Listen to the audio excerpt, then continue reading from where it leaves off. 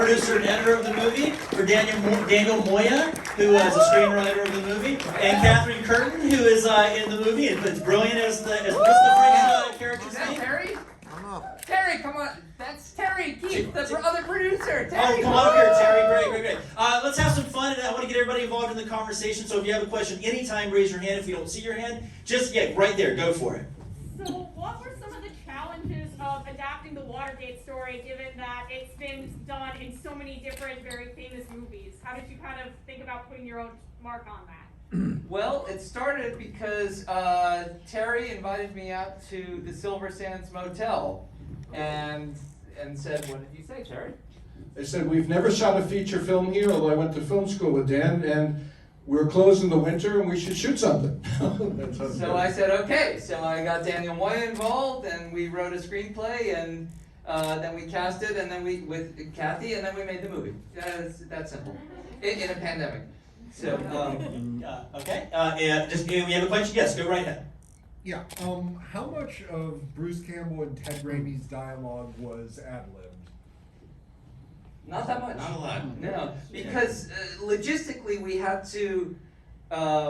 We shot this scene with the actors that you see first. So Daniel and I and our script supervisor Tamara, right? We had to. Well, we'd written it already. So we recorded a little scratch track, and then during that whole scene, Daniel was hidden under the television, listening. Well, you explain. Yeah, I was behind the TV with the earphones in, and I was listening to the scratch track that we had made. So, and I worked out the timing with the actors beforehand because they respond to the tape. For instance, he goes, "They broke in twice." So that whole time, those actors are listening to nothing. It's dead silent in that room, and they're looking at the tape player. And then I'm yelling out like twice. And then John goes, "They broke in twice?" Or ITT. Or ITT. Or couch. Great.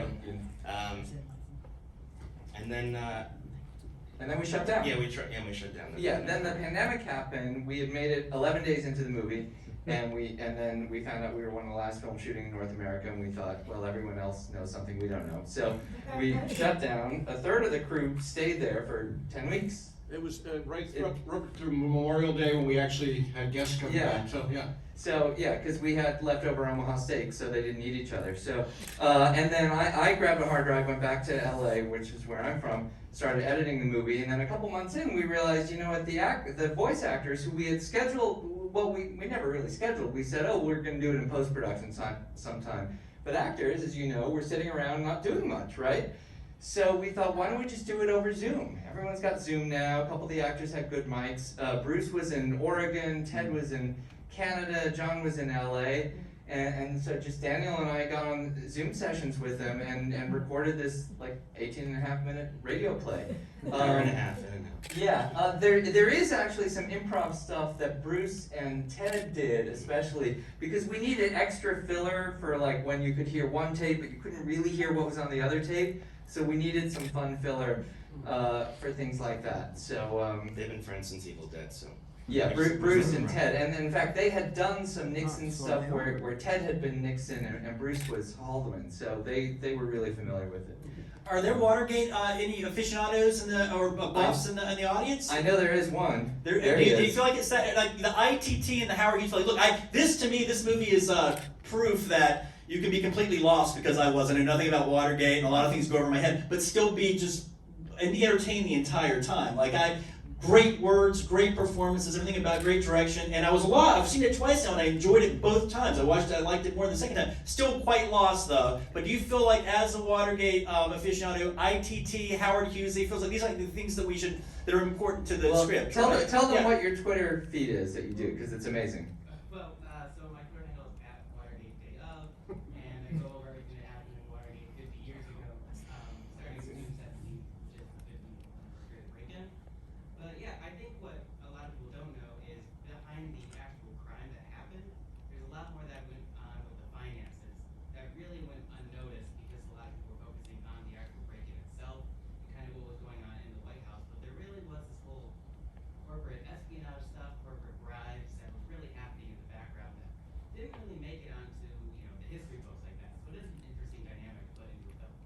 So why ITT and Howard Hughes? Where did these come into the plot of the story? Like, Well, is it part of the history? It is. ITT was poised to be a bigger scandal than Watergate until Watergate just became the scandal that we remember him by. But ITT was like front page news. There was all kinds of Justice Department investigations. What I don't think people at the time particularly noticed or made a conspiracy out of is that they really did own Wonder Bread. They owned Continental Baking Company, which owned Wonder Bread. Yeah. And it was only for a few years. But we kind of, in doing the research, we figured it out. Like, we went back and we're like, oh my god, that's just too crazy. Now we gotta play with that. Oh, So- the scene on the beach where the hippie guy is throwing it's such a great monologue. I want to get to you, Catherine, because you're brilliant in the movie. But beforehand, I want to say, Daniel, you seem very young to have written a script like this, and it was fantastic, great script. But you seem very very young. How old are you?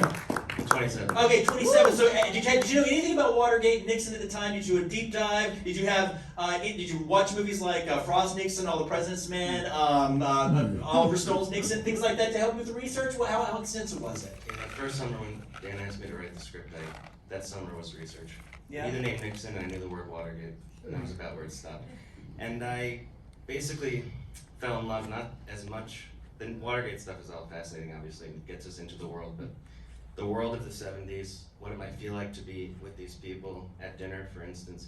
If I could get 3 different generations per se of ideologies trapped at this motel during the off season, I felt like it might be the 8.5 minute gap might be an interesting way into the paranoia generally of the time.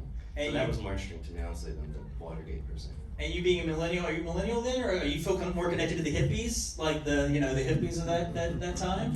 I feel connected to all of them Oh, in their own right. way. It feels like this movie, no one's telling the truth. It's like everything seems to be, who's lying, who's telling the I truth. know, we could be lying right now. Well, yeah, exactly. Catherine, you're so brilliant playing the French lady. Do you feel like, is she really French? Oh, was all that stuff? Yeah, a round of applause. She was amazing. Do you feel like you knew her background, or did you just kind of go into the script? Or was she telling the truth? Do you want to reveal that? Did you do a backstory? Was she even French? Was she married to the Von Curtis Hall character? Right, yeah. Those would have been all really good questions to answer. What I am so grateful for this film. I was coming down from another film, Werewolves Within, on a Saturday. I was driving down, Great movie. and I had this 5-hour drive coming down the mountain, and my manager called me and said this indie film lost an actor, and I mean, they didn't die. they didn't die, but that they lost an actor. They were down an actor, and they were starting Tuesday, and this was Saturday, and I had a 5-hour drive ahead of me, so I was like, I'd either pull over and read the script, or I'd just say yes. And because I wouldn't want to do, they were already 5 hours on a Saturday to not be able to cast your film is horrible. So I just said yes.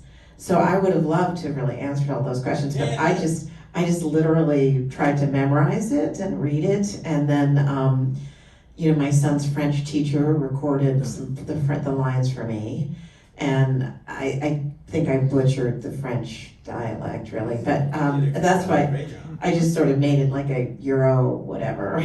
I think your monologue, I love them. It's so beautifully written, beautifully directed, Oh, beautifully yeah. acted. That monologue about the press, I think it still sits now. This kind of like this distrust of the press. They're Yeah. wanting you to pay attention to A while you're paying attention to B. I thought it was also beautiful. Yeah, Great. that's a brilliant monologue. It's actually like a page and a half, if I may say. And I didn't I think it was great the cuts you made, but the actual monologue is brilliant, and it really is brilliant writing. If I'm not seeing a hand, another round of applause, please, for everyone. If I'm not seeing a hand, just say your question or say a comment, anything you want, get involved in the conversation. Someone, yes, please. I don't know, this may be more of a compliment than a question. We'll but take I it. Just like, I loved this unique, esoteric world that you guys created. And I just felt like I was sucked into it so quickly, but I also didn't know where it was going. But it was so specific, this world, and so truthful. And I guess because you wrote the screenplay, but you directed it. Like, how did you Well, was it truthful though? Does everyone know Paul Murrah, the journalist? Is he a real character? Does anyone think historically, like when I watched it, I assumed Paul Murrah, the New York Times journalist, was real. I thought it was a truthful thing, but he's not. He's completely fabricated, right? And I think that's fascinating. Am I not supposed to say that, or am I supposed No, to? he's there He's in the world of the film. There is a Paul Murrah who is played by. Do you want to introduce the The fine voice actor? of the reporter at the end. The voice It's of the my real dad. Paul Murrah. Oh, wonderful! Nice job, Mr. Murrah. And so the Paul played by John Magaro is actually working for Howard Hughes. Not everybody gets that at the end. Right. Some people do. Of course, it's not the New York Times because they would sue us for that. So it is always referred to as the Times. The Times. The Got it. Times. Got it. Okay. It could be Good. any of the Times. So no, he is not a historically real figure. But we played with the idea that in 1972, newspaper reporters, you only knew them by their byline. Mhm. There was no Google, they weren't pundits on MSNBC. So that is very specific to that era. Like you could only pretend to be a reporter then. But by the same token, is she telling the truth either? Is Connie telling the truth? Is she a reliable narrator? You don't think so? But she was an actual. She transcribed things, right? She actually did that, right? She Yeah, actually worked in the but office. there's about 5% of the audience that wonders. Mm-hmm. Interesting. Yeah, no, for sure. Mhm. Also, if anyone's confused about anything or has any general comments about the movie itself, ask. For example, how is it that Connie was able to get? If she called Paul Murrah's supposed number, why did she get the wrong Murrah? I have to explain that to me, and feel free to challenge them on this because you're okay with that. You guys are. You made a Yeah. great film, Yeah. but it can confuse some people. So Yeah. explain that to me. Without giving, I can't say without giving. You don't want to say that. You want it to be figured out on multiple Diane- viewings, You've right? seen the film. Diane's his fiance supposedly, The reception. and she's the receptionist at the Times. Oh wow, interesting. And so okay. when Connie calls her in she's the in on beginning, it. that's who she And gets. so basically he worked for Hughes, he gives her some extra money. Oh, if you got a hot tip, call me first. Okay, right on. That's kinda Oh, that's great. Okay, that's cool. that's- I got a general question. Yeah, please. Well, I've got one about the tape deck itself. Without having two heads, which Ruth would certainly notice being in the field and all, how is it playing the recording and recording over it at the same time? Yep. So they have 3 heads. We talked to some sound engineers from back then, and so one's a record, one's delete, and one's play. And so depending on what order the play heads are in, so you could, in theory, switch the order of the play heads, and it would do something like that. You'd have to If you switch the think heads, too not much- the buttons. What's that? Yeah, switching the buttons was It was a little easier little to movie like. explain. switch the Just- buttons, it'll be a Yeah. little more understandable. A lot of people don't know about the tape deck, so they say, okay, that works. But the truth Yeah. is that you could switch the playheads around and it could accomplish this. Or switch the buttons and each button would be assigned to a different playhead or something like that. So it is plausible. You're an analog audio guy. Did that satisfy your question? I A will little talk bit. later. I'm not buying it. so- Suspension of disbelief, though. Yeah, suspension Yeah, of, you know what I mean? suspension of disbelief. Little bit of movie But it's interesting. That's what I like about it. It's a lot of questions come as we're watching. Again, very entertained by it, confused, but everything goes over my head. Please. On that note, was there a little bit of foreshadowing in the quote-unquote Nixon tape in that section of the cabin when there's like, it was telling the president, no, wait a minute, Yep. you're about to record. That's exactly and you right. can't-" Okay, because that was a little confusing when I heard it, and then to see it, I still was like, wait a minute, what happened? We're trying to teach you how this might work in real time. Got it. Without somebody looking into the camera being like, well, if they did this, this, and that, this could all happen. It's like, what if we focus on the tape, we send the characters away, we focus on the tape player. They're doing this thing, and then maybe when it comes time for the twist, you say, I kind of remember that from back then. And part of what kind of got us into how we wrote the story is in doing research, there really are tapes of Nixon playing tapes in some of his offices while another tape listens to it, and he is fumbling with the buttons. So that is historically accurate. And so that sort of plausibly gave us the idea to do the whole thing this way. I love the scene when he goes to that, or the moment where he covers up the TV and he covers up the radio because I feel like that. Does anybody here, when you go to a hotel, do you cover up the smart TV thinking that it might be recording you doing untoward things? I don't at all because I have nothing to hide. I totally do. I unplug the TV when I go to a hotel room that has a smart TV. What was that all about? Because I felt like there was no possibility that they could be recording, or were you trying to touch into the paranoia of today, or what was that about covering more the TV? about the paranoia at the time because Yeah. there were the sort of the taping, the wiretapping rules were looser then. They got tightened more after Watergate, and so there was sort of more paranoia about who was taping whom and recording what. But you know, everything reflects on today and should be resonant with today's paranoia and conspiracies and politics, and that was the fun of doing a period film, is that you can reflect on it later, not just here, but in other countries too. Are you sympathetic towards Nixon? Do you feel like in the last 40 or 50 years his presidency has become more favorable, or he's, because of things like the EPA and his, his attention to the environment, or, this is a question for you all too, in terms of making this film. You feel like you've become more sympathetic? You feel like he deserves his demonization, or? I'm gonna ask Cassie. I feel like I grew up sort of in New York, and I was here really during the Reagan era. And I feel like all these guys, Nixon was a little early for me, but I feel like all these guys get better with time. And that there were real problems in all of these administrations. And now, we love Reagan and we call upon Reagan a lot. And now we call upon Nixon and China and I think maybe there's good and bad and everything, but I very clearly remember I was very little and my family loved Nixon. I was really, really little, and I remember distinctly that something bad had happened and that my parents were crushed. Like it was, the naivete was gone, like the wool had been pulled from their eyes. And I feel like as time goes on, this all seems so innocent. That compared to what we had with number 45, I think this is so innocent. It's complicated, and I've now seen this film a few times, and I'm still like, wait a minute. But I don't know, that's my perception. Don't you think that if the 18.5 minutes was uncovered now, it probably would be benign? It wouldn't even be that big of a deal? Yeah, there's 7 hours and how much information missing on January 6th, and that was the story for a day. Right, yeah, of course. So, without a doubt, Something that I like about the response when last weekend I stood in the lobby here and people were coming out and they were talking to me, and there were some people on the right who were convinced this movie was about the people on the left.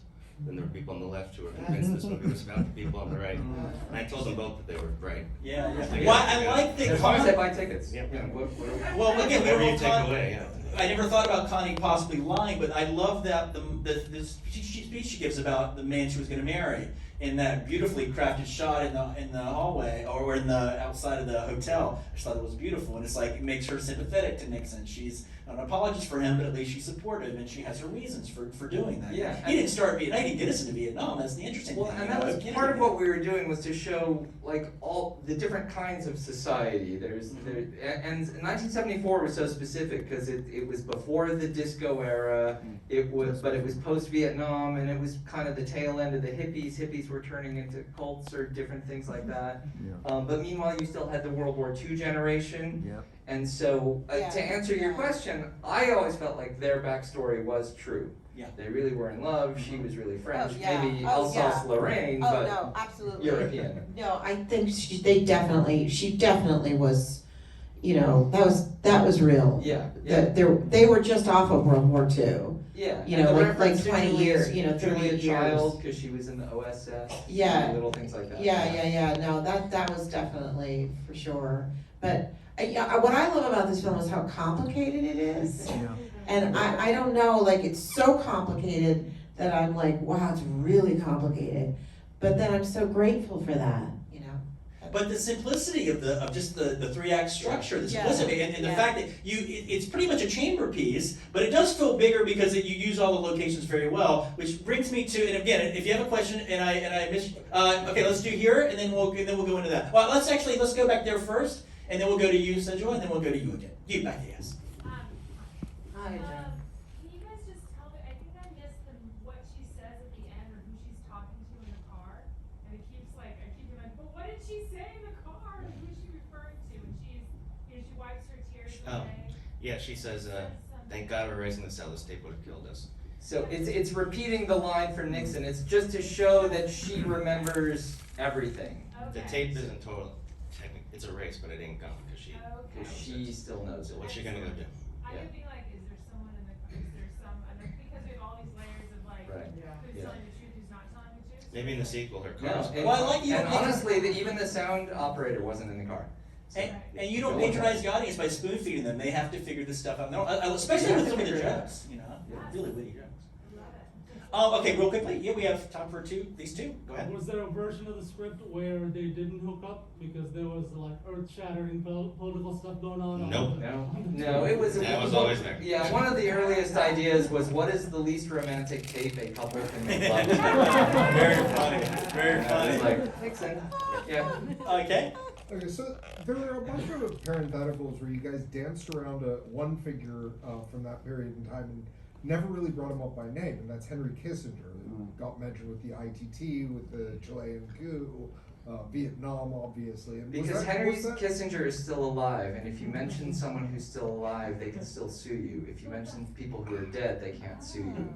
That's You can't about what I was defame the going to dead. ask. Whether So is that we what- intentionally stayed away from Kissinger. Pardon my ignorance. So who was G. Gordon Liddy again? Was he the? He was one of the plumbers. He was in the he was one of the guys that broke into the Watergate. Oh, okay. Did you consult with this gentleman here while you were writing the script, or is he a fan later on? Not No? directly, but I followed his Twitter stream the whole time we were making the film. We're big And- fans. Yeah. Is this the first time you've seen the movie? This is the first time, it was really good. You enjoyed it, right? I did, and Thank you. good thing Liddy died and Yeah, we noticed. Oh, that. he did. And I'm not saying that we had anything to do with that. Just to be clear. We have couple minutes left, right? So, any other questions? Yeah, go please. Yeah, being that the 18.5 minutes have never been recovered, what kind of went into writing that piece of the script? Great question. Out lines? A lot of listening to the Nixon tapes to try to figure out his voice, his cadence, and how he sounds, the syntax of the words he uses. It's a lot of And vaguely some of the offensive first stuff, and a lot of asides, a lot of jokes. Phrasing, Yeah.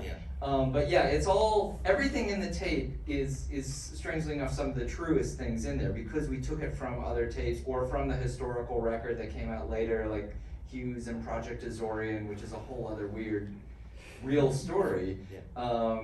And then the one little interesting thing is at the very end of the credits, you heard a little bit where they're talking about this movie, The Hot Rock, which is a real movie from 1972. So that is almost word for word from the tape. So this is some real research we did that no one else has ever noticed. It's the Miller Center at the University of Virginia, which is one of the repositories of Nixon tapes, they sent us the rest of the tape because nobody ever listens to the rest of the 18.5 minute gap because it's from a 2-hour tape because none of the rest of it's about Watergate. It's never been transcribed. So, but we were listening to it just because for performance-wise to show it to Bruce and John to see, oh, what did the room sound like? And 2 minutes after the gap, they have that conversation about the Hot Rock, which is absurd. And they're laughing about it because it is a heist movie where things go wrong, and they're like, just like this Watergate thing, So, which is remarkable that even 3 days after the burglary, they realized it was a farce. That, which is interesting. And then we checked the logs of the screening room, and Nixon watched it that weekend. So let's get the conversation going outside. Outside. And Dan Mirvish is an inspiration to me. He's an indie film making legend. I think it's so inspiring and great that he was able to get this film made, continue to get films made like this that aren't being made anymore. And so please tell, if you enjoyed the movie, you think that people would like it, please let people know because it really, really makes a big difference. Yeah, And or just watch it 4 more times yourself. Oh, watch it again. And congratulations to Catherine Curtin, amazing Catherine Curtin, Daniel Moya, and the producer here this morning. Terry Keefe. Thank you guys, and thank you all And for thank being you, John. And And John, And by the way, due to your popular demand, the film has been held over for a second week. Yay! So tell your friends. Thanks for I'm being becoming here, a buddy. member of IFC Center. I've been one for many years, and it is a treat. Thanks a lot, Thank you, everybody. thank Thanks. you. Have a We'll good be night. around Thanks for being here. outside.